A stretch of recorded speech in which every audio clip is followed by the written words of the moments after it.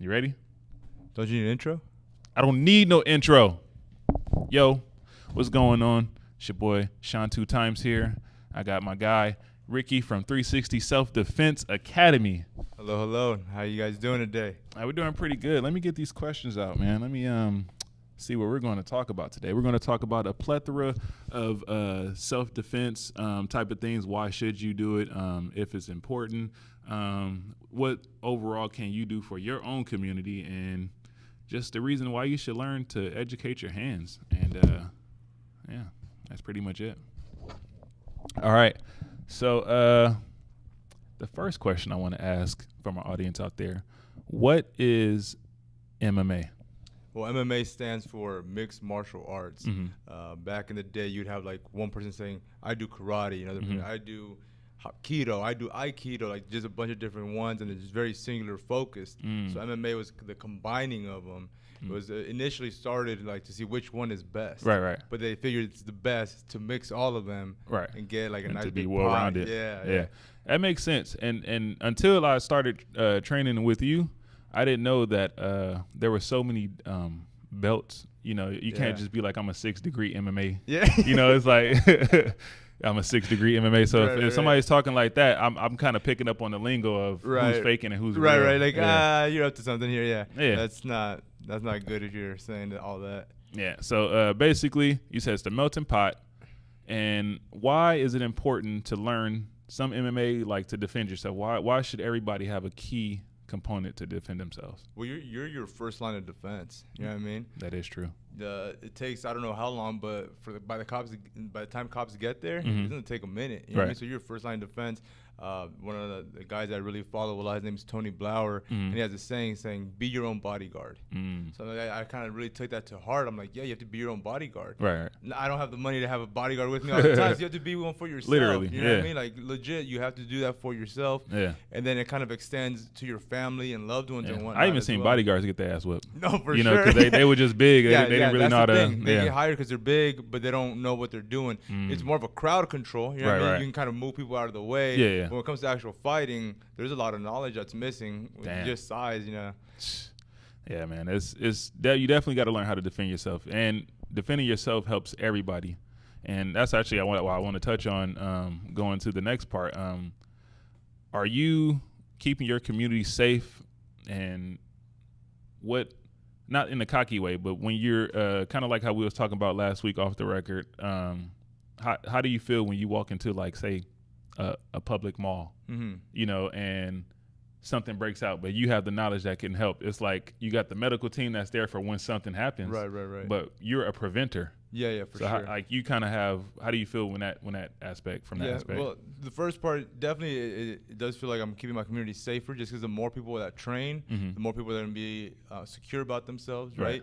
So a lot of people say, oh, if your kid is getting bullied, have them enroll in martial arts, which is great. You know what I mean? They're able to defend themselves. Right. But also, this is the key to it. If your kid is a bully, also enroll them in martial arts, because that being a bully comes from insecurity. Right. And some people never grow out of that. They go from middle school to high school. They're always been the bully. Now they're a 4-year-old man who's still a bully because he's still insecure. Right. So the more secure you are, the less likely you're gonna mess with people. There's no need to. You're secure with yourself.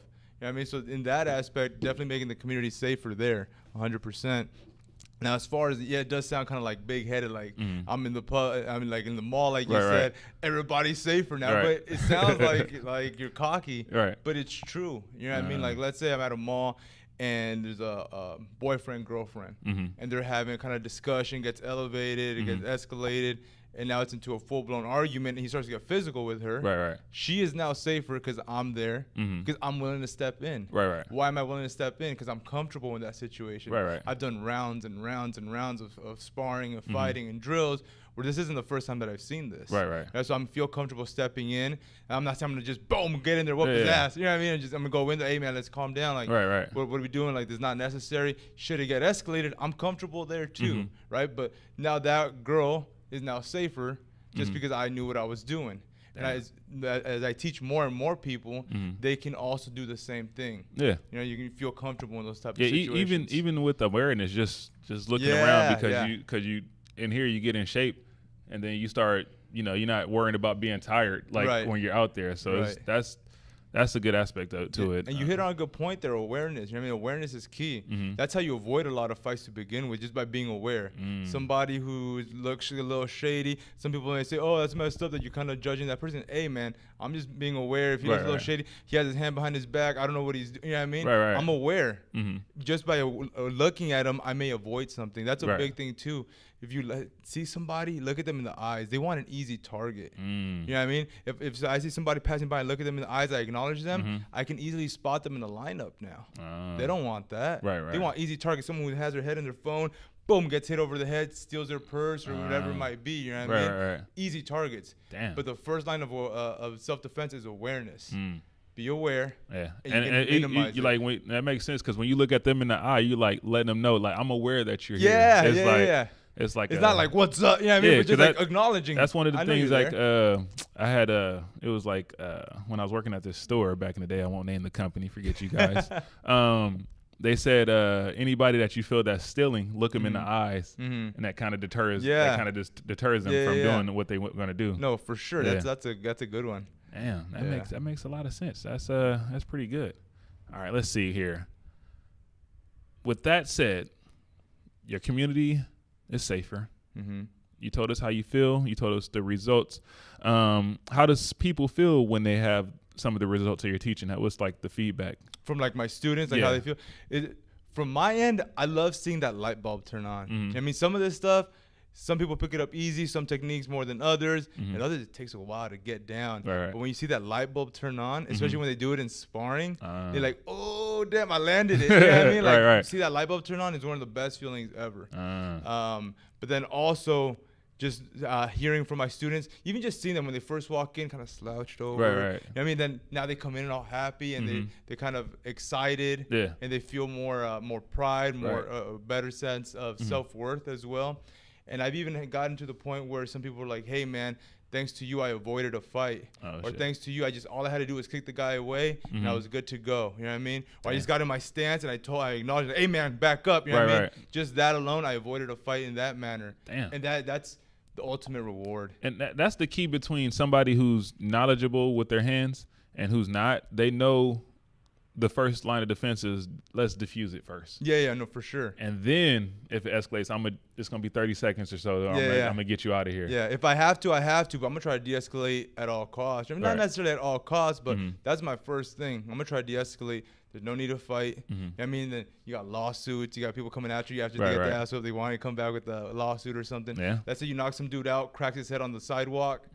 Maybe you potentially kill him. I mean, that the fighting you want it to be the last thing. But if you're looking for it, I'm gonna be here for it. You know what I mean? That's the mentality you have to have. I'm gonna try to avoid it. I don't want it. Let's calm down. You know, let's talk about it. But also people think you have to wait for the first punch. If they're already being aggressive in your face, my first thing is to be using my legs. The farthest weapon, keep them away. You know what I mean? If they keep coming after that means they really want to fight, and then you got to do what you got to do. Definitely have to do what you got to do, man. That's something I learned in life. You have to do what you have to do. Like literally, that goes on like all aspects of life. You have to do what you have to do. Get it done. Basic at minimum. What should people learn from? Like, what's the basic technique, like, out of all that's included within the MMA? Like which art to learn? Yeah, which art, yeah. That's a pretty loaded question. Reason being, everyone loves their art. You know what I mean? Like, this is it. This is the one. You know what I mean?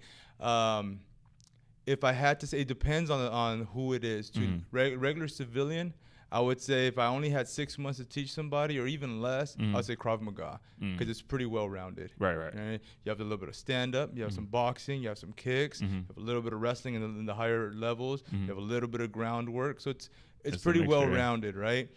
If let's say it's for a cop, I would say jiu-jitsu, because they're kind of in a different situation where they have to hold and restrain people instead of actually fight people, right? So it kind of depends where you're looking at it from. But that's why I named it 360. I didn't name it Krav Maga Academy or Jiu-Jitsu Academy or kickboxing. It's 360 because I want everybody to be well-rounded. So I would say, like, when people say with gun ownership, you should have a rifle, a shotgun, and a handgun. So I would say you should do kickboxing, wrestling, jiu-jitsu. So you're well-rounded. Gotcha. You may not know all the judo throws, right? But you're pretty well-rounded there. Right. It kind of covers your bases, and you can fight in any of those 3 positions. You can do stand-up. You can control with wrestling where the fight goes, and should it go to the ground, your experience there as well. Damn. Yeah, that'd be my suggestion. That'll be definitely. What if somebody? Let's talk scenarios here. I know I'm going off the question and going off the scale. What if somebody said, "Hey man, every time I go to school,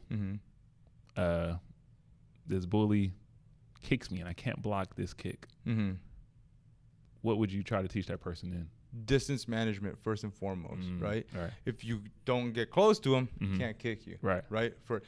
But he's in front of me in line. Okay, now let's address that, right? So before he even turns around, as he's turning around, maybe manage your distance there, right? As you turn around, maybe put your hand on your shoulder. You already know what's going on. You're not gonna just wait for him to kick you, right? So it's all still managing that distance. It's kind of preemptively. You're not attacking him. You just kind of move him out of the way. You move out of the way a little bit. You know, I wouldn't say boom, fight him right away, because you don't know what you're doing. And maybe they do, and it might be end worse. It might be 2 kicks and a punch now. Right. So I would say, kind of address it, manage the distance, and learn to defend yourself. Once you learn to defend yourself, then we can address it more and more, right? You don't want to go, hey, man, like get in his face right away, because then that kind of escalates it as well. There's a lot of different variables there as well. The age of the person, whether we're talking about second grade, we're talking about high school. There's a lot of different variables there, but always distance management. Whoever kind of manages the distance is typically going to win the fight. But yeah, just kind of staying aware. If he does the same kind of thing every single time, you should see it coming, and just kind of manage the distance from there. All right, cool. And I'm glad that you said, it depends on what age. Like, recent events is going on. The world's, you got the protests, you got, just the COVID-19. It's just a whole bunch of things that, drove people to buy more guns. No big. But what, for somebody who want to protect their children, of course, okay, what age should kids develop differently, but what age, what's the normal age kid? What's the normal age that a kid usually starts to like enroll them in martial arts? Yeah, to martial arts. So I've seen as little or as young rather as like 4 years old, and then but I've taught everything from like 4 or 5 all the way through adults, right? 4 and 5, I kind of feel like a glorified babysitter, right? Like, yeah, it's fun. Yeah, they get introduced to it, but I don't feel like they're learning as much. Right. So I kind of feel like stealing money almost at that point. That's why in my school, I don't allow it until 8 years old. 8 years old, okay. Of course, like you mentioned, kids develop at different ages. There might be a 7-year-old who is more mature and able and ready, and I'll make that exception, right? And there might be a 9-year-old who just he can't concentrate, you know what I mean? And maybe he's not good for the group settings, but let's kind of book him some privates, and I'll work with that kid to get him up to speed, and now he can jump into the group classes, Okay. So I would say, roughly speaking, about 8 years old. 8 years old. The cool thing about teaching them young is that it becomes second nature. You know what I mean? Just you grow up with it, especially like in Taekwondo. They're very limber, right? So then it just stays with them forever. So it's some of the tougher kicks. It's tough to learn as you're an adult, just because your body's like, yo, we've never done this for 30 years. And everything. Now all of a sudden you want me to do some spinning kick, right? But if you start off young, then they are able to maintain that a lot better. Okay, it's like, because they learn how to have that balance at an early age compared to a person that's never even tap danced in his life or danced at all. He's kind of like, me, I'm clumsy. I came in here and almost fell on a lot of occasions, and that's just me. Like sometimes when I kick. Boom, when I first started, when I kicked, I still do it to this day. First, when I started, I just he had to tell me to open my foot, which is a thing that you have to do, which I didn't understand at first, but when you do it, it allows you to spin, if you know what I'm talking about in the fight world. But damn, okay, so 8 years old, that's the age for the kids. So the next question I have on deck is, what can we get from 360 Self-Defense Academy? That's a good question, especially considering right now with the whole COVID and everything. Classes are somewhat restricted. So currently, we just during the week, Monday through Friday, 6 o'clock and 7 o'clock, bag classes. We're hitting these heavy bags here. Killer workout. He'll tell you about it. You won't come in here and say you didn't get a workout. Real quick, side note. Last week, I signed up for the class. I came in here, and between think like the class is what, 50 minutes, 55. At the 15-minute mark, I said, hold on real quick. Hold on. Then I walked into the bathroom. I didn't give it up, but I felt like I did in my head. So, but I continued the class after that. But like I'm saying, the 15-minute mark, that's where we're at right now. The 15-minute mark, I wanted to give up, but I didn't. Anyway, you got a great workout after that. And after the class, I said, hey, do you have anybody coming in next? He said no. So I literally laid on the ground for like 5 minutes until I got my stuff together. Yeah. No, yeah, he's right. You'll get a good workout for sure. I'll push you guys to your limits and a little bit past it sometimes. But you guys will feel good. No one ever said, damn it, why did I come in and get a good workout? Right. You know what I mean? Yeah. But so, yeah, we have those during the week right now. Then on the weekends, we have 10 and 11 a.m. Once everything gets back to normal, we have our regular Krav Maga classes. We have our jiu-jitsu classes, our fitness classes, as far as like the footwork class. Right. That's very important because some people just do like cardio period, but it's not applicable to what we're doing. So it's like a cardio / footwork class, so that it's still applicable and you're still learning, and not just pure just coming to sweat. And then of course, like we mentioned, we have the cardio bag classes typically as well. Beat the crap out of the bag, get out of any of your anger. All week anger, any pent up tension that you have, you better come in here and get it out. After for sure. Yeah. So I mean, typically the way it works, first 2 weeks are free. Reason I do that is so that people can get a chance to really check out the place. When you only give 1 day for free, people are still maybe not sure.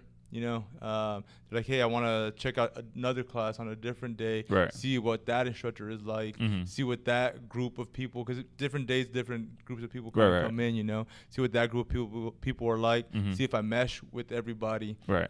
So I feel like 2 weeks, I mean, in the long run for me, if someone's a member for a long time, what's 2 weeks? Yeah. You know what I mean? So I feel like let me give them 2 weeks. They can really try it out. They can go try another gym so they can compare the two, see if this is a place for you. It's not for everybody. I understand that.